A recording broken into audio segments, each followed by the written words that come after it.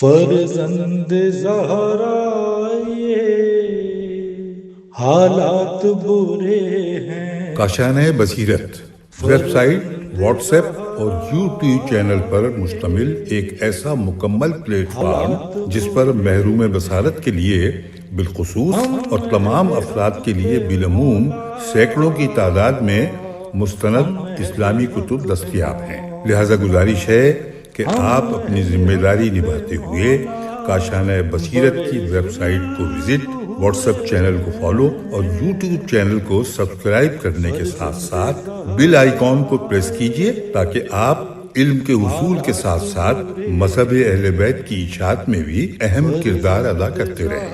کاشانۂ بصیرت حالات برے ہیں۔ اعوذ باللہ من الشیطان الرجیم، بسم اللہ الرحمن الرحیم۔ کاشانۂ بصیرت کے بابصیرت سامعین السلام علیکم۔ میزان الحکمت جلد نمبر 5 صفحہ نمبر 686 ہے، فصل نمبر 22 ہے، الصوت یعنی آواز، ہیڈنگ 2348 اپنی آوازوں کو بلند نہ کرو۔ سورہ لقمان آیت نمبر 19 اور اپنی چال میں میانہ روی اختیار کرو اور اپنی آواز دھیمی رکھو کیونکہ آوازوں میں سب سے بری آواز گدھے کی ہے۔ سورہ حجرات آیت نمبر 2 اے ایمانداروں، بولنے میں اپنی آوازیں پیغمبر صلی اللہ علیہ وآلہ وسلم کی آواز سے اونچی نہ کیا کرو۔ اس کے علاوہ آیت ہے ان الذین یغضون اصواتہم، بے شک جو لوگ رسول اللہ کے سامنے اپنی آوازیں دھیمی کر لیا کرتے ہیں یہی لوگ ہیں جن کے دلوں کو اللہ تعالیٰ نے پرہیزگاری کے لیے جانچ لیا۔ حدیث 10897 بے شک اللہ تعالیٰ دھیمی آواز کو پسند اور اونچی آواز کو ناپسند کرتا ہے، بہار جلد 2 صفحہ 62۔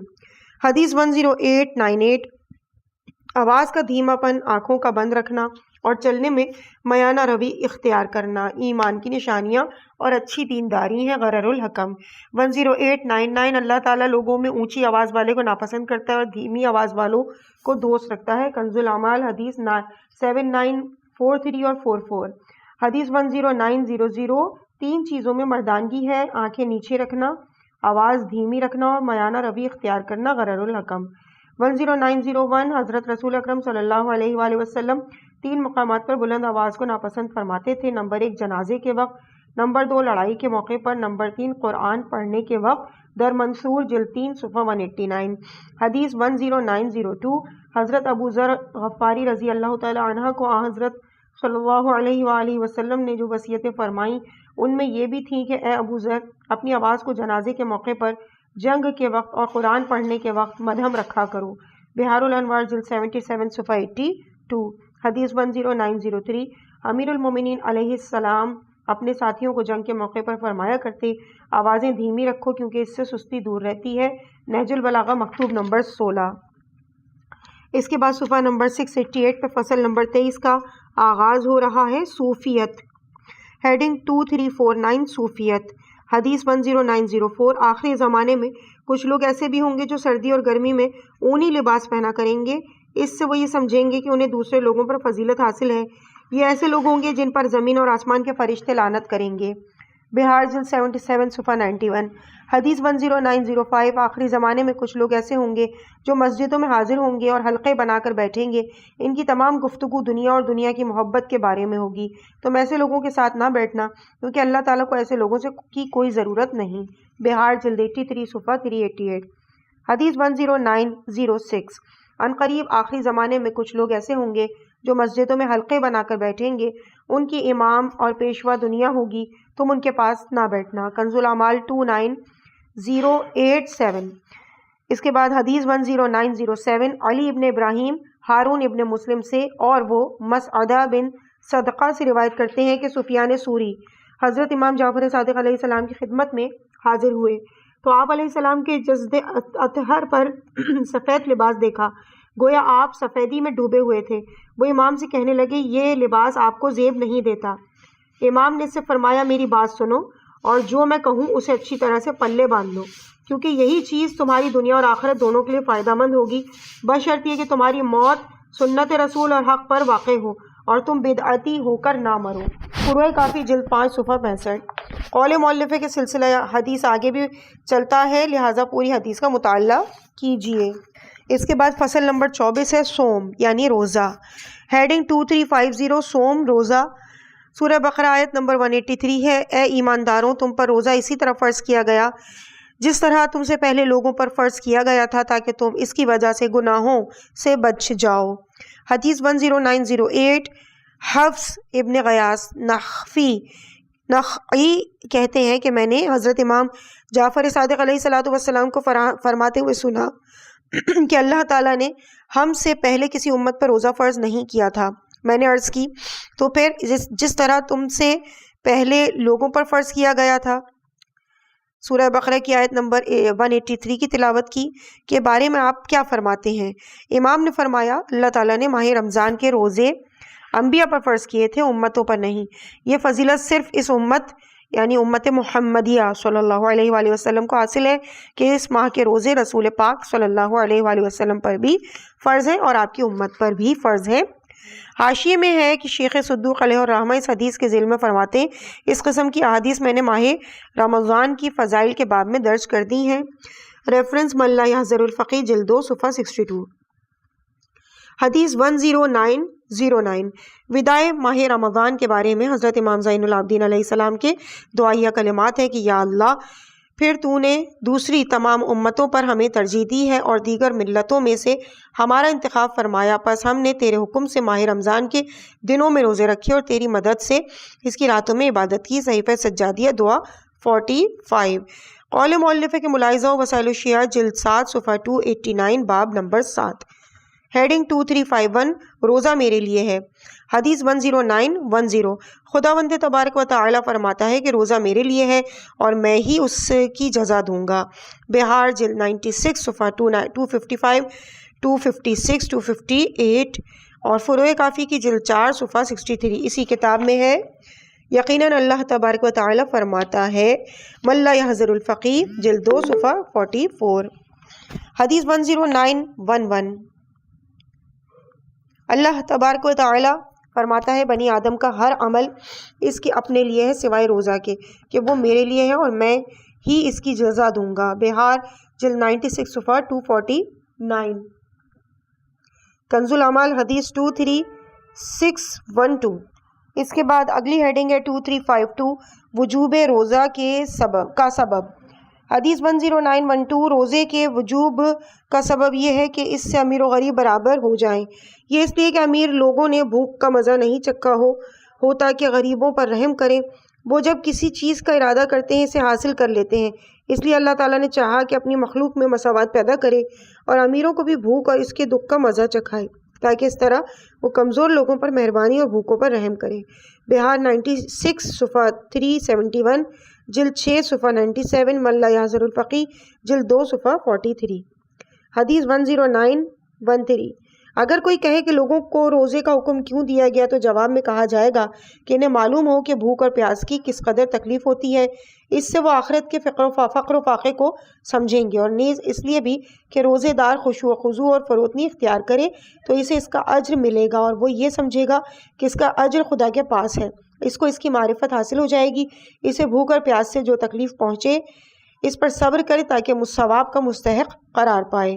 اس کے ساتھ ساتھ روزے میں خواہشات نفسانی کو شکست ہو، دنیا میں لوگوں کو اس سے نصیحت حاصل ہو، آخرت میں فرائض کی ادائیگی کے لیے تیار کرے، اس کی رہنمائی کرے اور انہیں معلوم ہو کہ دنیا میں فقراء و مساکین کی شدت سے فقر و فاقے میں مبتلا ہوتے ہیں، اس طرح وہ اپنے مال میں فرض شدہ واجبات ان کو ادا کریں۔ بہار جلد 96 صفحہ 370 من لا یحضر الفقیہ جلد 2 صفحہ 43۔ قول مؤلفہ کے ملاحظہ و حدیث کے ذیل میں ماہ رمضان کے روزے کے وجوب کا سبب اور اس کے کم اور زیادہ ہونے کے اسباب، نیز ملاحظہ ہو وسائل الشیعہ جلد 7 صفحہ 2 باب اول۔ حدیث 10914 اللہ تبارک و تعالی نے اخلاص کو ثابت رکھنے کے لیے روزے فرض کیے ہیں۔ بہار جلد 96 صفحہ 368۔ حدیث 10915 حمزہ بن محمد کہتے ہیں کہ میں نے حضرت امام حسن عسکری علیہ الصلوۃ والسلام کی خدمت میں تحریر کیا اللہ تعالیٰ نے روزے کیوں فرض کیے ہیں؟ آپ نے جواب میں تحریر فرمایا تاکہ امیر لوگوں کو بھوک کا پتہ چل سکے اور وہ غریبوں پر مہربانی کریں۔ بہار 96 صفحہ 369 ملا یحذر الفقی جلد 2 صفحہ 43۔ حدیث 10916 حضرت امام علیہ السلام سے پوچھا گیا کہ اللہ تعالیٰ نے اپنے بندوں پر روزے کیوں فرض فرمائے؟ آپ نے فرمایا اس لیے کہ امیروں کو بھوک کا پتہ چل سکے اور وہ مسکینوں پر مہربانی کریں۔ بہار 96 صفحہ 375۔ حدیث 10917 روزہ اور حج دلوں کو تسکین ہے۔ بہار 78 صفحہ 183۔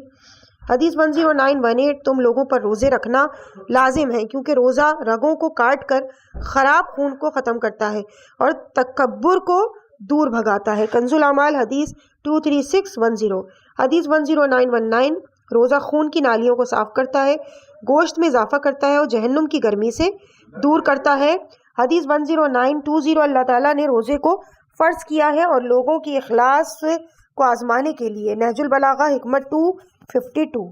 حدیث 10921 یہی چیز ہے جس سے خداوند عالم ایمان سے سرفراز ہونے والے بندوں کو نماز، زکوٰۃ اور مقررہ دنوں میں روزوں کے جہاد کے ذریعے محفوظ رکھتا ہے اور اس طرح ان کے ہاتھ پاؤں کی طغیانیوں کو سکون کی سطح پر لاتا ہے، ان کی آنکھوں کو عجز و شکستگی سے جھکا کر نفس کو رام اور دلوں کو متوازی بناتا ہے۔ نہج البلاغہ خطبہ 192۔ ہیڈنگ 2353 روزہ ڈھال ہے۔ حدیث 10922 تجھ پر روزے کی پابندی لازم ہے کیونکہ یہ جہنم کے خلاف ڈھال ہے۔ اگر ممکن ہو کہ تمہیں بھوکے پیٹ موت آئے تو ایسا ہی کرو۔ بہار الانوار جلد 96 صفحہ 258۔ حدیث 10923 روزہ جہنم کے خلاف ڈھال ہے۔ بہار جلد 96 صفحہ 256۔ فروع کافی جلد 4 صفحہ 62۔ ملا یحذر الفقی جلد 2 صفحہ 44۔ حدیث 10924 روزہ ڈھال ہے جب تک اسے توڑا نہ جائے۔ بہار جلد 96 صفحہ 296۔ اگلی ہیڈنگ ہے 2354 روزہ جسم کی زکوٰۃ ہے۔ حدیث 10925 ہر چیز میں زکوٰۃ ہے، جسم کی زکوٰۃ روزہ ہے۔ بہار 96 صفحہ 246، 254 اور 255۔ بہار جلد 96 صفحہ 255 اور 257 اور بہار ہی کی 78 صفحہ 60۔ حدیث 10926 ہر چیز کی زکوٰۃ ہوتی ہے، جسم کی زکوٰۃ نافلہ روزے ہیں۔ بہار 78 صفحہ 326۔ حدیث 10927 روزہ رکھا کرو تندرست رہو گے۔ بہار 96 صفحہ 255 جلد 92 صفحہ 267۔ حدیث 10928 روزہ 2 تندرستیوں میں سے ایک ہے۔ غرر الحکم قول مؤلف ہے کہ ملاحظہ ہو عنوان تندرستی نیز زکوٰۃ کا باب بدن کی زکوٰۃ۔ اگلی ہیڈنگ ہے 2355 روزے دار۔ حدیث 10929 روزہ دار کی نیند عبادت، اس کی خاموشی تسبیح، اس کی دعا مستجاب، اس کا عمل 2 گنا ہوتا ہے۔ روزے دار کی بوقت افطار دعا رد نہیں ہوتی۔ بہار 93 صفحہ 360۔ حدیث 10930 روزے دار کی نیند عبادت، اس کی خاموشی تسبیح، اس کا عمل مقبول اور اس کی دعا مستجاب ہوتی ہے۔ ملا یحذر الفقی جلد 2 صفحہ 46۔ حدیث 10931 روزے دار اگرچہ اپنے بستر پر سو رہا ہو پھر بھی اللہ کی عبادت میں اس کا شمار ہوتا ہے بشرطے کہ کسی مسلمان کی غیبت نہ کرے۔ بہار 96 صفحہ 247، 293 جلد 77 صفحہ 150، جلد 75 صفحہ 249۔ فروع کافی جلد 4 صفحہ 64۔ حدیث 10932 روزے دار کی نیند عبادت اور اس کی سانسیں تسبیح ہیں۔ بہار جلد 96 صفحہ 248 اور 252 اور 258۔ فروع کافی جلد 4 صفحہ 64۔ حدیث 10933 جنت میں ایک دروازہ ہے جس کو ریان کے نام سے پکارا جاتا ہے، اس سے صرف روزے دار ہی داخل ہوں گے۔ بہار 96 صفحہ 252۔ ایک اور روایت میں ہے کہ جب ان کا آخری فرد بہشت میں پہنچ جائے گا تو وہ دروازہ بند ہو جائے گا۔ بہار جلد 96 صفحہ 256۔ حدیث 10934 جو روزے دار ایسے لوگوں کے پاس جاتا ہے جو کھانا کھا رہے ہوتے ہیں تو اس کے اعضاء تسبیح کرنے لگ جاتے ہیں اور ملائکہ اس پر درود بھیجتے ہیں، ملائکہ کا درود اس کے لیے استغفار ہوتا ہے۔ بہار 96 صفحہ 247، ملا یحذر الفقی جلد 2 صفحہ 52۔ حدیث 10935 جو شخص طعام کی خواہش کے باوجود روزے رکھے خداوند عالم پر حق بن جاتا ہے کہ اسے بہشت کے کھانوں اور مشروبات سے نوازے۔ بہار 96 صفحہ 331۔ حدیث 10936 روزے دار کے لیے دو خوشیاں ہیں، ایک افطار کے وقت اور دوسری اپنے رب سے ملاقات کے وقت۔ فروع کافی جلد 4 صفحہ 65، من لا یحضر الفقیہ جلد 2 صفحہ 45۔ حدیث 10937 جو شخص کسی روزے دار کا روزہ افطار کرائے اسے بھی روزے دار جیسا ہی اجر ملے گا۔ فروع کافی جلد 4 صفحہ 68، قول مؤلف ملاحظہ و فروع کافی جلد 4 صفحہ 68 کا باب روزہ افطار کرانے والا۔ حدیث 10638 حضرت رسول اکرم صلی اللہ علیہ وآلہ وسلم افطار کے وقت فرمایا کرتے تھے اللہم لک صمنا وعلی رزقک، خداوندہ ہم نے تیرے لیے روزہ رکھا اور تیرے ہی رزق سے افطار کیا، ہم سے یہ روزہ قبول فرما، بھوک پیاس دور ہو گئی، رگیں تر ہو گئیں اور اجر باقی رہ گیا۔ اپنے آباء و اجداد گرامی سے بیان کرتے ہوئے فروع کافی جلد 4 صفحہ 95، من لا یحضر الفقیہ جلد 2 صفحہ 66۔ حدیث 2356 روزہ نہیں صرف بھوک اور پیاس۔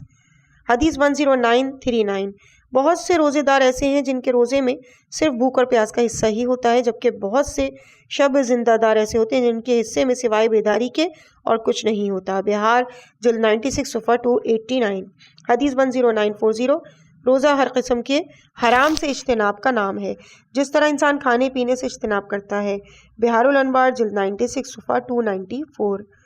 حدیث 10941 کتنے روزے دار ایسے ہیں جن کے روزے میں بھوک اور پیاس کے علاوہ اور کچھ نہیں ہوتا، نیز کتنے نمازی ایسے ہیں جن کے حصے میں سوائے مشقت کے اور کچھ نہیں ہوتا، خوشحال باشعور لوگوں کی نیند اور ان کے افطار کے۔ بہار الانوار جلد 96 صفحہ 294۔ اگلی ہیڈنگ ہے 2357 مستحب روزے۔ حدیث 10942 جو شخص ایک دن مستحب روزہ رکھے اس کا ثواب اس قدر ہے کہ اگر اسے روئے زمین کے برابر سونا دیا جائے پھر بھی روزہ قیامت اس کا اجر مکمل نہیں ہو سکتا۔ بہار 96 صفحہ 252۔ حدیث 10943 جو شخص ایک مستحب روزے کے ثواب کے پیش نظر رکھے اس کی مغفرت واجب ہو جاتی ہے۔ بہار 96 صفحہ 247۔ حدیث 10944 اللہ تعالیٰ نماز فریضہ کو نماز نافلہ کے ذریعے فرض روزوں کو نافلہ روزوں سے مکمل فرماتا ہے۔ بہار 96 صفحہ 249۔ حدیث 10945 سستی سے اجتناب کرو کیونکہ تمہارا رب نہایت ہی رحم والا ہے، تھوڑی سی چیز کو قبول فرما لیتا ہے۔ جو شخص خدا کی خوشنودی کے لیے نافلہ روزہ رکھتا ہے اللہ تعالیٰ اس کے عوض اسے بہشت میں داخل فرما دیتا ہے۔ بہار 96 صفحہ 252۔ حدیث 10946 ایک شخص کسی دن نافلہ روزہ رکھتا ہے جس سے اس کے خداوند عالم کے پاس موجود چیز مقصود ہوتی ہے تو اللہ تعالیٰ اسے بہشت میں داخل کر دے گا۔ فروع کافی جلد 4 صفحہ 63۔ حدیث 10947 اللہ تعالیٰ بندے سے ماہ رمضان کے روزوں کے بارے میں روزوں کے بعد کسی اور روزوں کا سوال نہیں کرے گا۔ بہار جلد 82 صفحہ 294۔ اگلی ہیڈنگ ہے 2358 دل کا روزہ۔ 10948 گناہوں کے بارے میں سوچنے سے دل کا روزہ کھانے سے پیٹ کے روزے سے افضل ہے۔ غرر الحکم۔ 10949 دل کا روزہ زبان کے روزے سے بہتر ہے اور زبان کا روزہ شکم کے روزے سے بہتر ہے۔ غرر الحکم۔ 10950 دنیاوی لذتوں سے دل کا روزہ مفید ترین روزہ ہے۔ غرر الحکم۔ 10951 جسمانی روزہ یہ ہوتا ہے کہ عذاب کے خوف اور اجر و ثواب کی خواہش میں اپنے ارادے اور اختیار کے ساتھ کھانے پینے سے اپنے آپ کو روکا جائے۔ دل کا روزہ یہ ہوتا ہے کہ حواس خمسہ کو باقی گناہوں سے روکا جائے اور دل کو برائیوں کے تمام اسباب سے خالی رکھا جائے۔ غرر الحکم۔ قول مؤلف ہے کہ ملاحظہ و صبر کا باب صبر کی تفسیر۔ ہیڈنگ 2359 روزہ حرام سے بچنے کا نام ہے۔ 10952 جس طرح انسان کھانے کی اشیاء سے اپنے آپ کو روکتا ہے اسی طرح حرام سے بچنے کا نام روزہ ہے۔ بہار 96 صفحہ 294۔ حدیث 10953 جب روزے دار اپنی زبان، کان، آنکھ اور دیگر اعضاء و جوارح کو حرام سے نہیں بچاتا تو پھر روزہ رکھ کر کیا کرے گا؟ بہار 96 صفحہ 295۔ حدیث 10954 حضرت رسول خدا صلی اللہ علیہ وآلہ وسلم نے جابر ابن عبداللہ انصاری سے فرمایا اے جابر یہ رمضان المبارک کا مہینہ ہے، جو شخص اس کے دن کو روزہ رکھے، اس کی رات میں کچھ حصے میں نماز پڑھے، اپنے پیٹ، شرمگاہ اور زبان کو حرام سے بچائے رکھے تو وہ شخص گناہوں سے ایسے باہر آئے گا جس طرح اس مہینے سے باہر آ جاتا ہے۔ جابر نے عرض کیا یا رسول اللہ کس قدر بہترین ہے یہ حدیث؟ حضور نے فرمایا کس قدر سخت ہیں یہ شرائط۔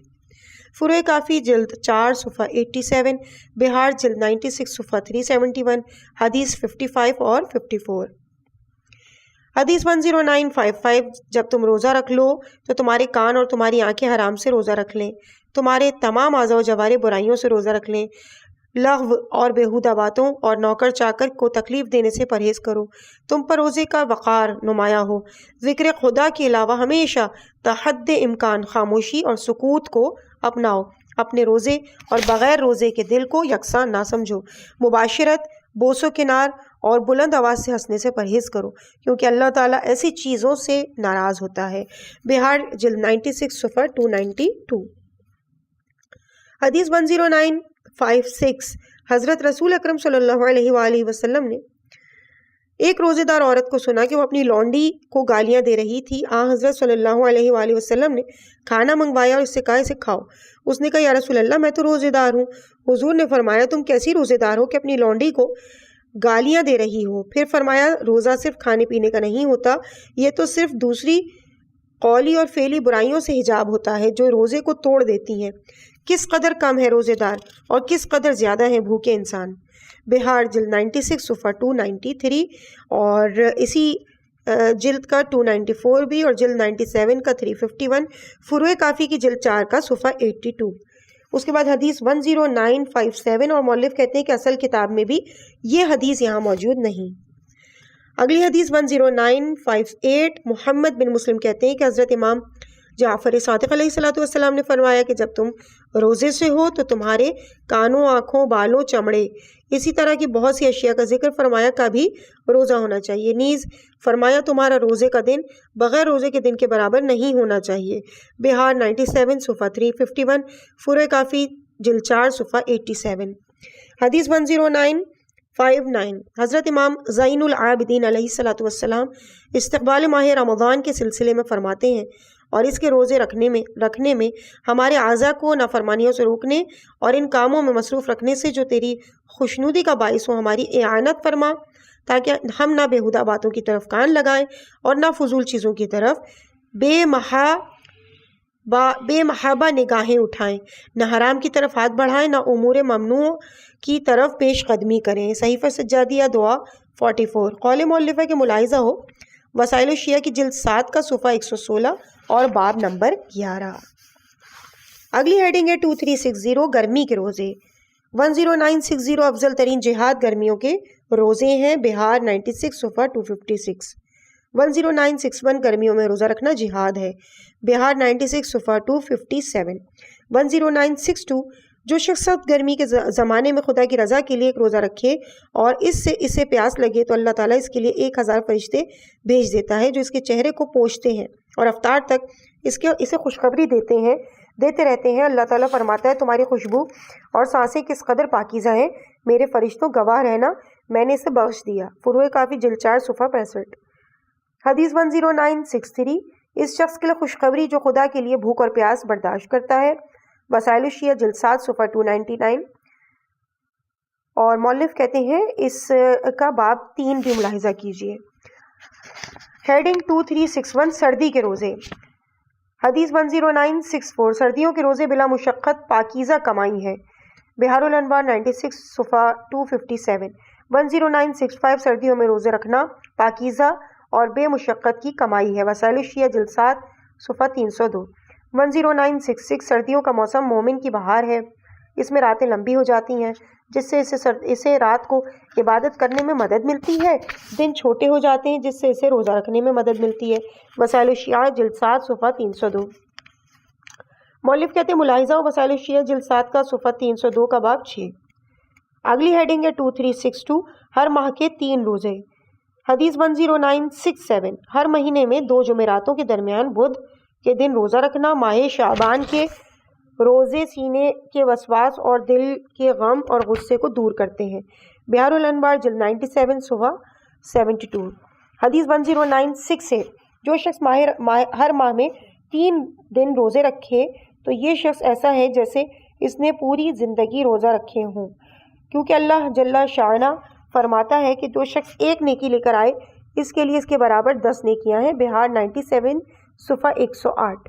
حدیث 10969 ہر ماہ کے 3 روزے اور ایک ماہ رمضان سے دوسرے ماہ رمضان کے روزے زندگی بھر کے روزے اور افطار کے برابر ہے۔ کنز الاعمال حدیث 23672 اور 672 سے 76 تک۔ حدیث 10970 جس شخص کو یہ بات پسند ہے کہ اس کے سینے کی اکثر بیماریاں دور ہو جائیں، اسے چاہیے کہ وہ صبر کے مہینے یعنی ماہ رمضان میں اور ہر مہینے کے 3 روزے ضرور رکھے۔ بہار جلد 97 صفحہ 109۔ حدیث 10971 صبر کے مہینے ماہ رمضان کے روزے اور ہر مہینے کے 3 روزے سینے کی ظاہری اور باطنی بیماریوں کو دور کرتے ہیں۔ کنز الاعمال حدیث 23675 اور 24205 2420 اور 24206۔ حدیث 10972 حضرت رسول اکرم صلی اللہ علیہ وآلہ وسلم بعثت کے اوائل میں اس قدر نفلی روزے رکھتے تھے کہ لوگ کہنے لگے کہ آپ صلی اللہ علیہ وآلہ وسلم کھاتے پیتے کچھ نہیں ہیں۔ پھر آپ کھانے پینے لگے تو لوگ کہنے لگے کہ آپ روزہ نہیں رکھتے۔ پھر آپ اس روش کو ترک کر کے ایک دن چھوڑ کر نافلہ روزہ رکھنے لگے۔ یہ حضرت داؤد علیہ السلام کے روزوں کا طریقہ تھا۔ پھر آپ صلی اللہ علیہ وآلہ وسلم یہ طریقہ کار ترک کر کے ہر مہینے کے پہلے 3 دن روزہ رکھنے لگے۔ آپ نے یہ انداز بھی ترک کر دیا اور ہر 10ویں دن ایک روزہ رکھنے لگے، وہ یوں کہ 2 جمعراتوں کے درمیان ایک دن، ایک ان کے درمیان کے بدھ کے دن کا روزہ ہوتا۔ اسی طرح طریقہ کار پر آپ آخر عمر تک کاربند رہے۔ بہار جلد 16 صفحہ 270، فروع کافی جلد 4 صفحہ 90، قول مؤلفہ کی ملاحظہ و مسائل الشیعہ جلد 7 صفحہ 303 باب 7، نیز فروع کافی جلد 4 صفحہ 89 باب رسول خدا صلی اللہ علیہ وآلہ وسلم کے روزے۔ اگلی ہیڈنگ ہے 2363 روزے کے فوائد۔ حدیث نمبر 10973 حدیث معراج میں ہے کہ رسول خدا صلی اللہ علیہ وآلہ وسلم نے پوچھا، پروردگارا روزے کے کیا فوائد ہیں؟ اللہ تعالیٰ نے فرمایا، روزہ حکمت کا باعث ہوتا ہے، حکمت معرفت کا موجب ہوتی ہے، معرفت یقین کا سبب بنتی ہے، اور جب بندہ یقین کی منزل پر پہنچ جاتا ہے تو پھر اسے اس بات کی پرواہ نہیں ہوتی کہ وہ کس حال میں صبح اور شام کرے، تنگی کی حالت میں یا آسانی کی حالت میں۔ بہار الانوار جلد نمبر 77 صفحہ نمبر 23۔ مؤلف فرماتے ہیں کہ ملاحظہ کیجئے حکمت کا باب جو چیزیں حکمت کا سبب بنتی ہیں۔ عزیز سامعین، الحمدللہ اس مقام پہ ہماری مخرج صوت کی تمام طرح حدیث مکمل ہو چکی ہیں، اور اسی کے ساتھ صفحہ نمبر 710 بھی مکمل ہوا، اور ہم ریڈنگ کے اس پارٹ کو بھی یہیں پہ مکمل کرتے ہیں۔ اور اس کے بعد حرف ضاد سے ریلیٹڈ تمام تر حدیث کو اگلے پارٹ سے ہم انشاءاللہ بیان کرنا شروع کریں گے، صفحہ نمبر 711۔ مجھے اپنی دعاؤں میں یاد رکھیے گا۔ والسلام علیکم ورحمۃ اللہ وبرکاتہ۔